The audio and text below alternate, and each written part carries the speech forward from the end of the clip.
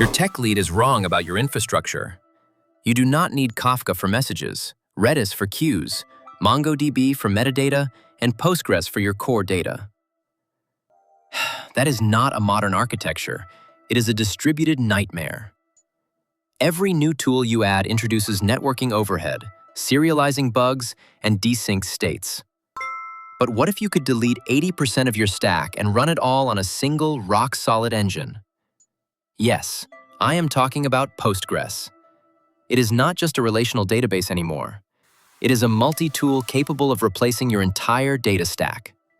We have been conditioned to believe that specialized tools are always better. Need a document store? Reach for Mongo. Need PubSub? Spin up Redis. But this microservice tax kills early-stage velocity. You spend more time maintaining Docker Compose files than shipping features. Postgres can handle almost all of these workloads out of the box with zero extra infrastructure. But here is where most developers get this wrong. They think Postgres is too slow for these tasks. That is exactly where the myth falls apart. Let us start with document storage. You do not need MongoDB just because your front end sends dynamic JSON. Postgres introduced the JSONB data type years ago. The B stands for binary. It does not just store JSON as text, it parses it into a decompressed format. This means you can query nested fields directly, merge JSON documents inside a query, and even build fast lookup indexes on nested keys.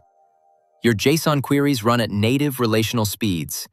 You get the flexibility of NoSQL with the ACID guarantees of SQL. Now, what about real-time communication? Normally, you would spin up Redis PubSub, but Postgres has built-in listen and notify commands. A worker process listens on a channel. Whenever a row changes, a database trigger fires a notify event with a payload. Boom, instant synchron process. The worker process fires a notify event with a break from the row T's and people. Boom, you can see this process in an episode. You can see that a Postgres and PubSub fires and physical process to build in the database from the database tweeting every time. They couldn't be trickier that the database on one skilled as misly required to the database communication that lest a truth of the database from the notify. But Postgres tells it mean for most events, and also notify that the get it communicated introduce the database communication that ask for everything between the database. Instant real-time updates without polling. Save this if you have ever struggled to keep your Redis cache and Postgres database in sync. By using listen and notify, your database is the single source of truth for both state and events. But what about heavy background processing? We usually use Celery or BullMQ. But background queues are just tables. The hard part is ensuring two workers do not grab the same task. Postgres solves this beautifully with a specific SQL clause. For update skip locked.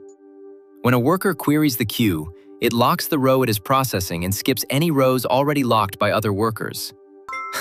No race conditions, no duplicate runs, just a highly reliable transactional job queue using standard SQL. Think about the alternative. If you use Redis for your queue and Postgres for your data, what happens when a database write succeeds but the queue fails?